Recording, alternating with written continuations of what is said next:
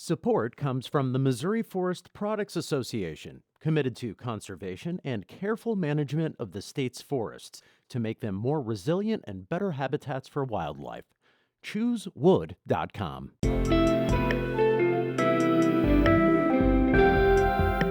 From the St. Louis Public Radio Newsroom, this is The Gateway. It's Friday, November 19th. I'm Jonathan Ahl, in for Wayne Pratt. Racially restrictive covenants have been illegal for decades, but they're still tied to tens of thousands of properties in St. Louis. Some argue it's time to address the harm they cause. To see that no Negroes or no Jewish people allowed, that does a certain violence to one's spirit. Coming up, St. Louis Public Radio's Corinne Ruff investigated how some homeowners are amending racial covenants. The International Institute has received a $1.5 million grant to help settle Afghan refugees in St. Louis. As St. Louis Public Radio's Jeremy Goodwin reports, the resettlement agency needs additional contributions to help it settle more refugees in the coming months than it ever has before. The grant comes from Pershing Charitable Trust and will go toward basic expenses for Afghan refugees, like food and rent. International Institute President Ario Benson says the agency is asking the community for a total of $3.5 million to help it add staff and develop transitional housing. It really makes us a better, stronger organization that can respond to needs as time goes on. It makes us become more sustainable, that's the word, as an organization. Well, Benson says his organization resettled 123 people this week. It had never resettled more than 100 people in a single week before. It is gearing up to resettle at least 1,000 Afghan refugees. I'm Jeremy Goodwin, St. Louis Public Radio. The University of Missouri Board of Curators voted to comply with federal COVID vaccine requirements yesterday, but as Sebastian Martinez Valdivia reports, there are exceptions. According to the resolution the curators approved, the system will follow rules for federal contractors requiring them to fully vaccinate employees by January 18th.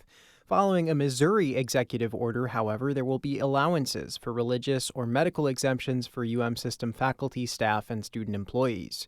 system President Moon Choi brought the resolution to the curators, saying the federal funding the system would lose if it didn't comply is vital. We have hundreds of millions of dollars in federal research and other contracts and grants. And some of these projects are critically important. The university will now craft a more detailed policy, which Choi says he will vet with the curators in the future. Missouri is one of several states challenging the federal executive order in court. I'm Sebastian Martinez Valdivia, Columbia. The resolution applies to all University of Missouri system campuses, including the University of Missouri St. Louis and Missouri University of Science and Technology in Rolla.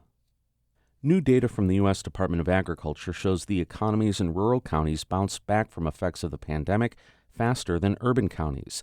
Elizabeth Dobis is an agricultural economist with the USDA. She says rural counties lost fewer jobs than urban areas. The decrease in employed workers was much smaller in rural counties than urban counties, and rural persistent poverty counties lost the fewest workers at 2.9%. The news isn't all good for rural counties. The report also shows rural counties had much higher rates of COVID-19 infections than metro areas. They also lost more population over the past 10 years, with Missouri down 3.2% and Illinois down 5.8%. The USDA doesn't offer analysis to explain the reason for the numbers.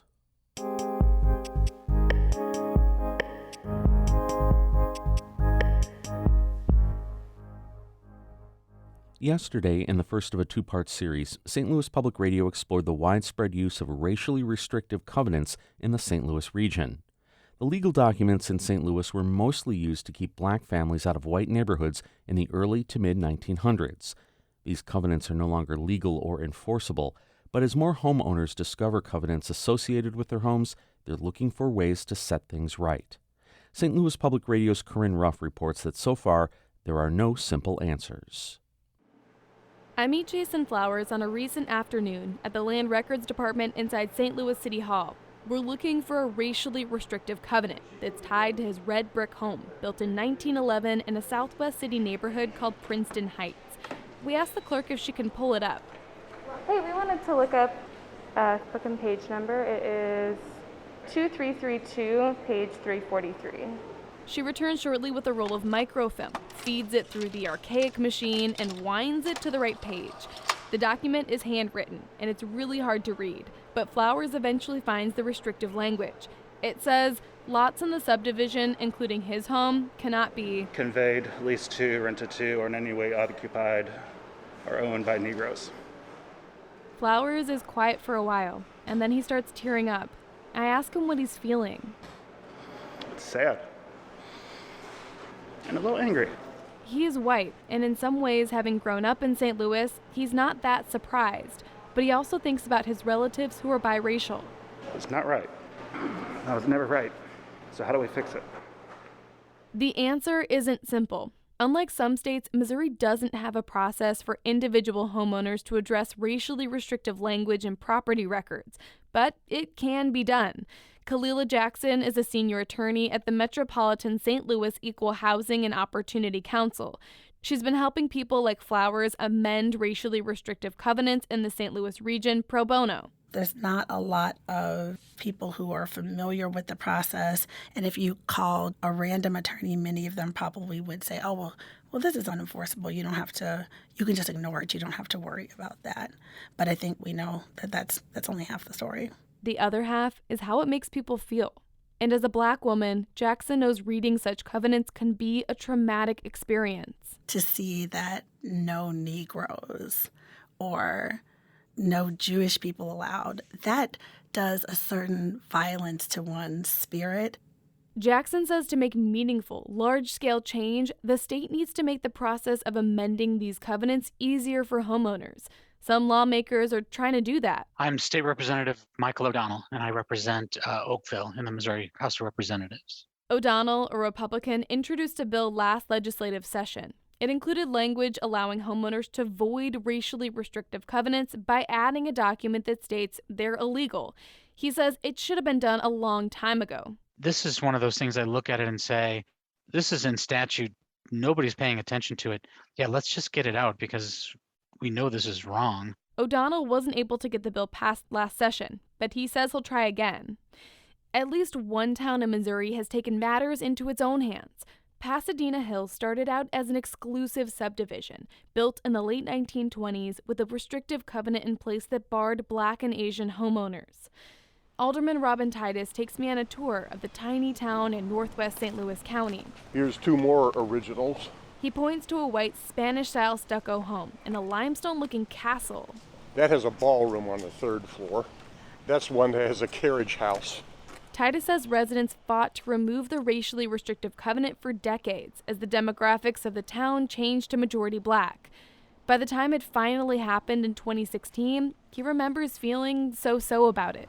I mean, happy, but it's something that should have been done decades prior. But to make the change wasn't easy. City leaders had to work with lawyers, gather support from the public, and persuade the Board of Trustees to pass a resolution striking the offensive language.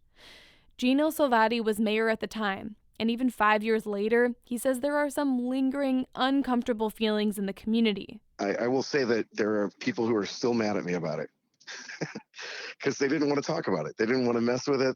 But some homeowners, like Shamia Reese, say people need to be talking about these covenants, no matter how difficult it is. She's at St. Louis City Hall reading a document from 1925. Back then, she couldn't have bought her home in the Jeff Vanderloo neighborhood of North St. Louis. This is the part of history that doesn't change. And so when people say we don't have to deal with our past, this right here lets you know that we definitely have to deal with it. Risa seeing the covenant is heartbreaking. She explains that buying her home is one of her biggest accomplishments, and this document is proof of why she had to work so hard to become a homeowner. Whereas you can walk straight through the door, I have to walk, skip, hop, jump, roll, crawl, sometimes rest, and get back up and repeat it all over again. She plans to frame the document and hang it in her home. Reese says she hopes seeing the covenant in black and white sparks conversations. If knowing the history of racially restrictive covenants is important, many argue so is understanding their long-lasting impacts. Neil Richardson is the executive director of the St. Louis Development Corporation. He says the racial wealth gap in the city traces back to covenants. You see the type of impact that's been created is we have Black employees in the city of St. Louis making 48% of what a white employee makes. And we have home values in black zip codes being 1/4 of that in white zip codes. And that all was really created intentionally and systematically. Richardson says repairing that harm needs to be just as intentional. As head of the city's economic development arm, figuring out how to do that is part of his job. One thing that would help is getting a clearer picture of where covenants exist. That's been really difficult until now.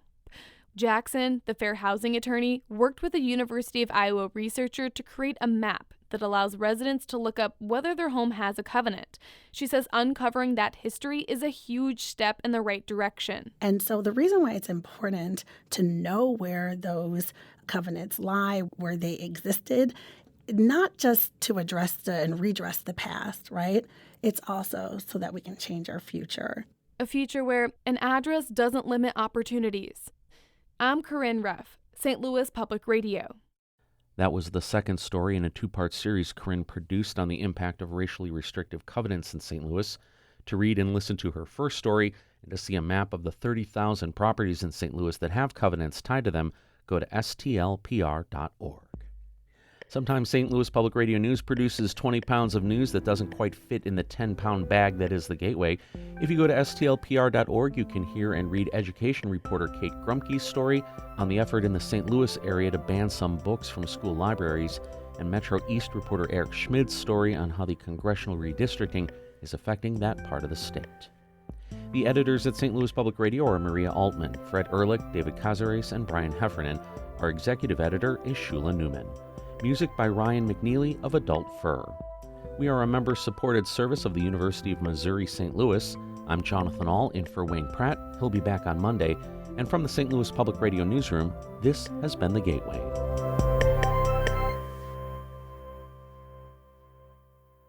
Support comes from the Missouri Forest Products Association. Missouri produces wood pallets, railroad ties, white oak barrels, hardwood floors, and more. Details on the variety of products made in the state are at choosewood.com.